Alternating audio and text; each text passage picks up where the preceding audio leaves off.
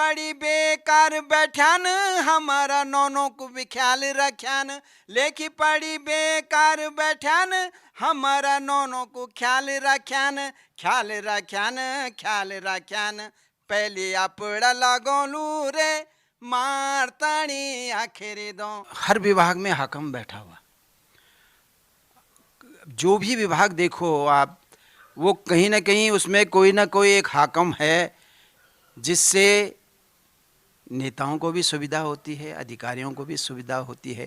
तो ये हाकम ये पेपर लीक वाले मामले में ही नहीं हैं, बहुत सारे विभाग हैं। मुझे तो एक ही उम्मीद नज़र आती है नौजवान पे, कि नौजवान बच्चे जिनके हक हकूक़ मारे जा रहे हैं, जिन्हें उनका हक नहीं मिल रहा है इस राज्य में, उन्हीं को आगे आना पड़ेगा और ये सफाई होनी चाहिए। वो चाहे चुनाव के माध्यम से हो या चाहे आंदोलनों के माध्यम से हो, लेकिन सफाई की बहुत ज़रूरत है इस राज्य में। नमस्कार, मैं हूं रमेश भट्ट। उत्तराखंड के लिए एक ऐसा समय जब युवा योग्य होने के बावजूद सड़कों पे आंदोलन कर रहा है। उसकी जो नौकरी उसे मिलनी चाहिए थी, वो माफियाओं की कारगुजारी की भेंट चढ़ गई, जिसमें कि अभी जांच चल रही है और 29 लोग पकड़े गए। और यहां राजनेताओं ने अपने विशेषाधिकार के नाम से अपने अपनों को भर्ती कर लिया। इन सब घटनाक्रमों से आज पूरे प्रदेश में एक तरह का आक्रोश है। और उस आक्रोश में जो सबसे बड़ी बात सामने आती है कि नरेंद्र सिंह नेगी जी ने एक दौर में जो गाना गाया था आज से 25 साल पहले, कि साहब आप कितनी भी ताकत लगा लो, आखिरी दम तक पहले मैं अपने ही लोगों की नौकरी लगाऊंगा, वो बड़ा प्रासंगिक दिखाई देता है। उन सभी मुद्दों पर आज मैं बात करने के लिए आया हूं नरेंद्र सिंह नेगी जी से। नेगी जी, आपका बहुत अभिनंदन। आपने जो गीत लिखा कि पहली अपनों के लगोनू ले, मार ताणी आखिरी द्यों, तो आजकल इस गीत की धूम मची है सोशल मीडिया में। आपको क्या लगा था कि एक दिन ये सब निकल कर आएगा, सामने आएगा और आपकी बात सच साबित होगी? नहीं, ये तो बहुत पुराना गीत है और ये तो चल रहा था उत्तर प्रदेश के ज़माने से, और हमको भी सारी खबरें तो रहती हैं अंदर बाहर की कि क्या किस नेता का चाल चरित्र, सब ये सबकी नज़र में, हमारी नहीं पूरी जनता की नज़र में रहता था, लेकिन लोग बोलते नहीं थे। और उससे नेताओं के हौसले भी बढ़ते चले गए। और उसी पर ये व्यंग था कि नेता बनी की दिखोलू रे, मार ताणे आखिर दां। तो ये गीत नेताओं, जो नए नेता हैं, पुराने नेता हैं, ये उनकी मानसिकता पे था कि उसमें एक पंक्ति है कि लोग पूछते हैं नेताजी से कि भाई भ्रष्टाचार के बारे में क्या विचार हैं आपके जी। तो वो कहता है भाई ये बात मैं पार्टी पूछ के बताऊंगा, पार्टी तय करेगी कि क्या भ्रष्टाचार है और क्या नहीं है, तब मैं जवाब दूंगा।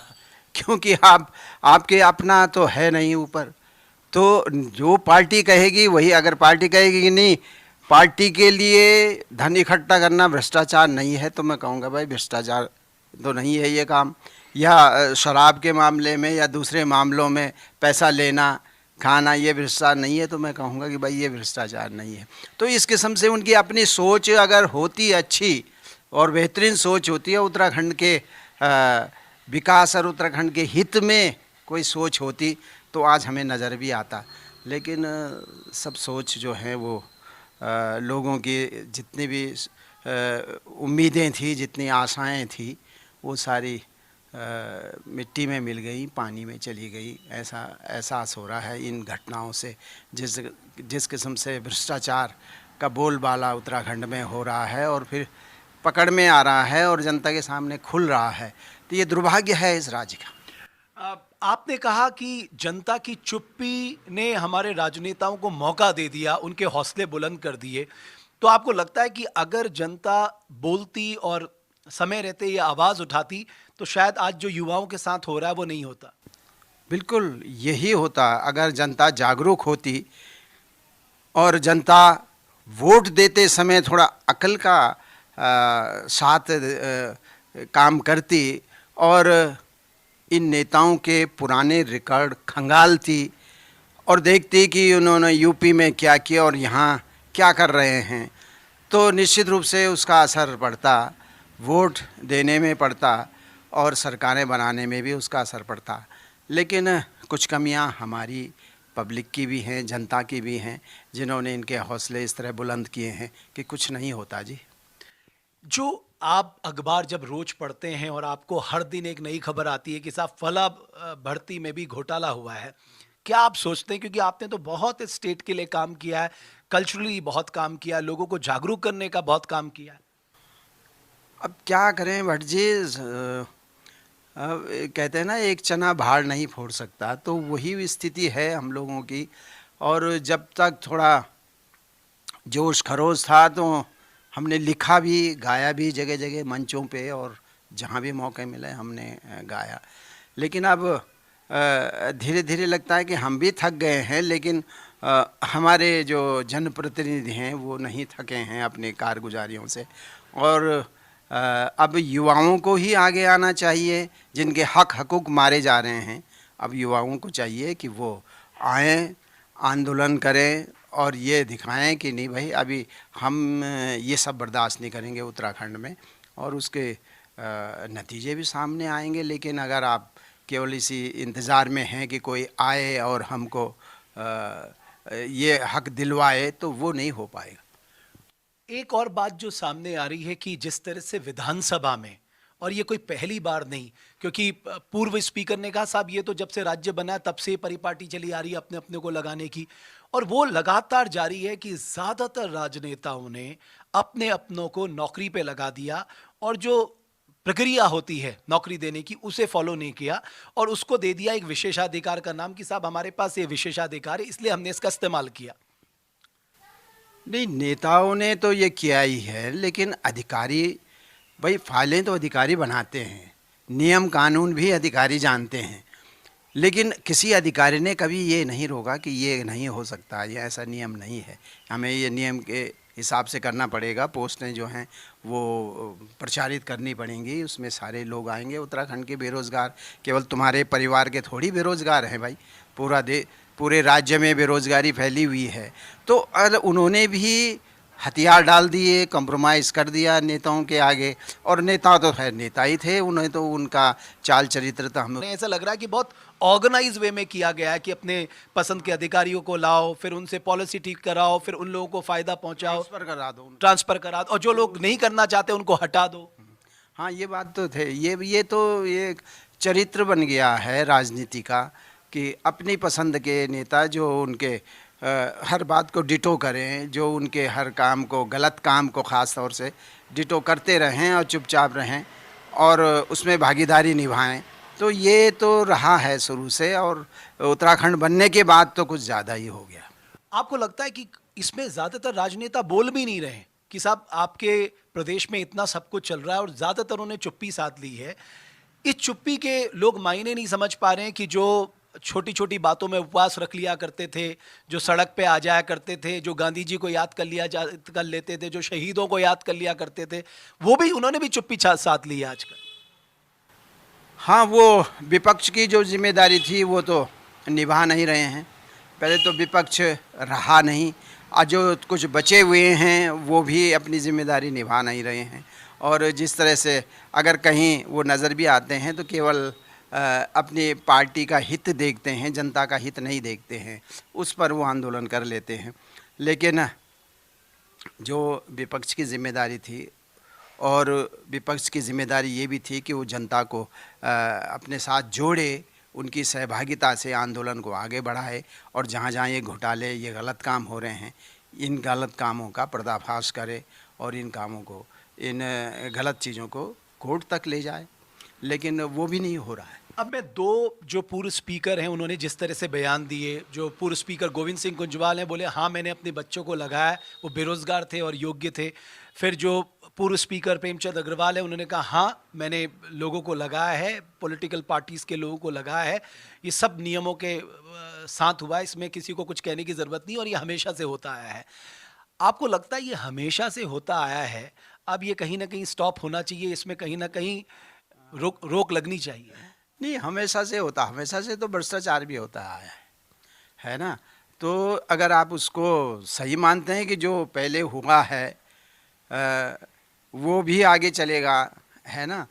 तो ये तो मुझे नहीं लगता है कि ये स्वस्थ राजनीति है और ये स्वस्थ परंपराएं हैं कि पहले जी ऐसा होता रहता था, इसलिए इस समय हमने भी वही किया जो पिछले वालों ने किया। तो फिर सरकारें क्यों बदलती हैं? अगर पहली सरकार जैसा काम आपने इस समय भी करना है तो फिर आपकी ज़रूरत क्या है? फिर पहली वाली ठीक है अगर यही चलना है तो। लेकिन अब समस्याएं ये हैं ना कि मैं फिर घूम फिर के वहीं आऊँगा कि नेता भी हम उन्हीं लोगों को बनाते हैं, उन्हीं भ्रष्ट लोगों को दोबारा से सत्ता सौंपते हैं और छोटे छोटे लालच को पकड़ते हुए, लेकिन पूरे राज्य का को दृष्टि में नहीं रखते हैं कि पूरे राज्य का हित करने वाले कौन कौन लोग हैं। कुछ जो अच्छे लोग हैं वो पार्टियों में बंटे हुए हैं, उन्हें जिन्हें हम लोग थोड़ा सही मानते हैं कि ये आदमी आगे जाके इस राज्य की दुख परेशानियों को विधानसभाओं में उठाएगा। अब वो पार्टियों में बंटे हुए हैं, जनता उस हिसाब से वोट दे।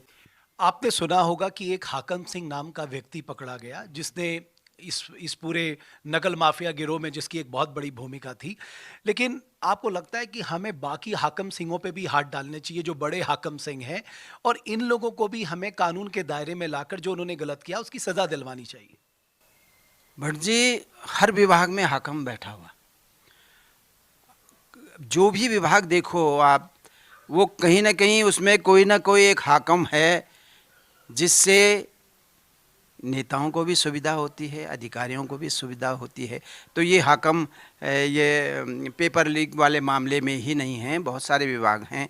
एक मेरे मित्र हैं रावत जी, उन्होंने एक सौर ऊर्जा का एक प्लांट लगाया था अपने गांव के पास में। वो भी बता रहे थे कि मुझसे उरेडा के जो अधिकारी हैं उनको केंद्र की वो योजना है और केंद्र ने वो लेटर भी दिखाया उन्होंने कि ये केंद्र ने जो है कहा है प्रदेश सरकार को, उत्तराखंड प्रदेश सरकार को, कि जब तक आप इनको ये सब्सिडी नहीं बांटेंगे हम आपको इस योजना में पैसा नहीं देंगे। उन्होंने वो पेपर दिखाए और उन्होंने कहा कि लेकिन उसके बावजूद भी एक अधिकारी को कह रहे थे कि वो 30 लाख रुपए मुझसे मांग रहा है। तो इन चीज़ों का मुख्यमंत्री को संज्ञान लेना चाहिए यहाँ के उत्तराखंड के, कि यहाँ पे हर विभाग में कोई ना कोई हाकम बैठा हुआ है और ये हाकम का राज तो खुल गया है, लेकिन अगर हर विभाग को टटोलेंगे तो उसमें कोई ना कोई इस किस्म के लोग इन्वॉल्व हैं और ये सब अधिकारी भी जानते हैं और नेता भी जानते हैं, लेकिन उन्हें ऐसे लोगों से सुविधाएं हैं। लेकिन आज आपको लगता है कि हमारे युवाओं में थोड़ा जागृति आई है, लोग भी अब ये देख रहे हैं कि ये जो पानी है वो सर से ऊपर चला गया है, अब चुप रहना इसका मतलब अपने राज्य को अपने हाथ से गंवाना है? नहीं, मैं कह रहा हूँ, मैं चाहता हूँ कि हमारे नेता इसका संज्ञान लें और सफाई करें उत्तराखंड के विभागों की, जहाँ जहाँ बेईमानी और भ्रष्टाचार हैं और दलाल पनप रहे हैं, है ना, उन लोगों की सफाई की जानी चाहिए। और मैं मुख्यमंत्री से ये अपेक्षा करूँगा कि वो कम से कम इस किस्म के जो दलाल होते हैं हाकिम टाइप के, और इनका अगर आप पिछला रिकॉर्ड देखेंगे तो पता लग जाएगा कि किस हद तक भ्रष्टाचार हुआ है, कितनी संपत्ति उस आदमी ने अर्जित की है और सारे नेता खामोश होके देखते रहे, सारे अधिकारी देखते रहे। तो इससे यही लगता है कि सबकी मिली भगत है। तो ये संज्ञान लेना चाहिए मुख्यमंत्री को, और जैसे मैंने अभी उरेडा का उदाहरण दिया, इस तरह के हर विभाग में जांच करें। और जो प्रकरण मैंने अभी बताया यहाँ पे वो हमारे मित्र रावत जी का, वो उस प्रकरण की भी जांच की जानी चाहिए। एक और बात जो सबके ज़हन में है वो ये है कि साहब, ये जो लोग पैसे देके नौकरी पा ले रहे हैं और वो सिस्टम का हिस्सा बन जा रहे हैं, वो तो सिस्टम को धीरे धीरे तबाह कर देंगे और ये हम देख रहे हैं। तो क्या आपको लगता है ये वही उसी का नतीजा है कि जो लोग पैसे दे के आए हैं नेचुरली वो सबसे पहले पैसे कमाएंगे? हाँ, ये बात तो है। अब ये तो जनता जानती है कि अगर कोई नेता वोट लेने के लिए या अपने इलेक्शन में अगर करोड़ वसूल भी करेगा, है ना, और वसूल क्या करेगा, आम जनता के पैसे से करेगा। और अगर आप इनकी संपत्तियों का आकलन करेंगे तो आपको लगेगा कि जब ये राजनीति में आए थे जीरो थे और आज उनकी संपत्ति जो है कहाँ की कहाँ पहुँच गई है।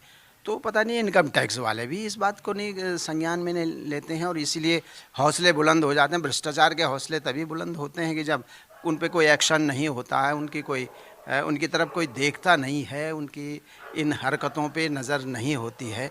और अगर चलो विभाग नहीं कर रहे हैं तो जनता को इस पे ध्यान देना चाहिए। मैंने इस बारे में कई कविताएं और कई गीत लिखे भी हैं, लेकिन मुझे नहीं लगता है कि उन गीतों का कोई असर अब न तो नेताओं पे हो रहा है और न जनता पे हो रहा है। बट ये जो गीत आपने लिखा, जो जिसका मैंने जिक्र किया कि साहब आखिरी वक्त तक ताकत लगा लो, मैं नौकरी अपने को ही दूंगा, मैं चाहता हूं कि आप एक बार इस गाने को दोबारा गा दें और कि लोगों के जहन में फिर से ये गीत उतर जाए। हाँ, मैं 2-4 लाइनें गा देता हूँ उसकी। जी।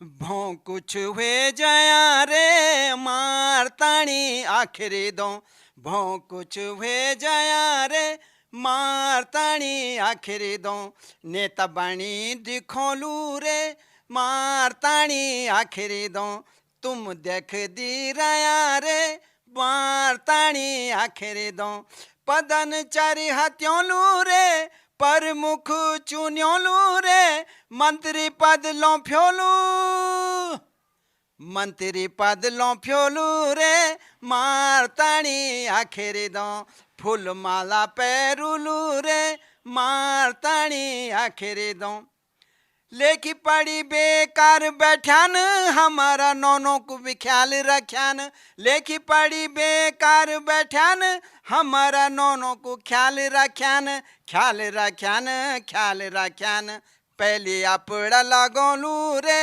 मारताणी आखिरी दो, पहली अपड़ा लगोलू रे मारताणी आखिरी दो, नेता बाणी की दिखोलू रे मारताणी आखिरी दो, तुम देख दी रया रे मारताणी आखिरी दो। क्या बात है। तो ये वो गीत देखिए कब गाया था, मैंने देखा 2000 के आसपास आपने ये गाया था, और आज ये गीत 25-30 साल, और आज ये बिल्कुल प्रासंगिक हो गया है।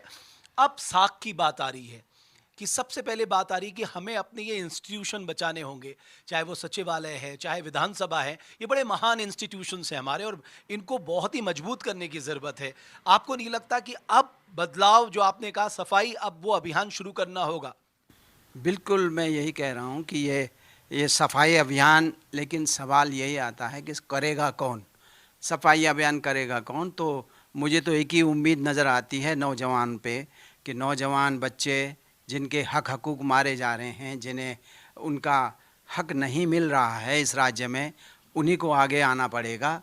और ये सफाई होनी चाहिए, वो चाहे चुनाव के माध्यम से हो या चाहे आंदोलनों के माध्यम से हो, लेकिन सफाई की बहुत ज़रूरत है इस राज्य में। एक जो सबसे बड़ा मुद्दा इस समय आ रहा है कि योग्य लोग क्या करें, अब उनके समझ में कुछ नहीं आ रहा है। जो नौकरी लगी थी उसमें माफियाओं ने एक तरह से सब नुकसान कर दिया, उसमें इन्वेस्टिगेशन हो रहा है। कुछ बड़ी नौकरियां जो थी वो पॉलिटिकल पार्टीज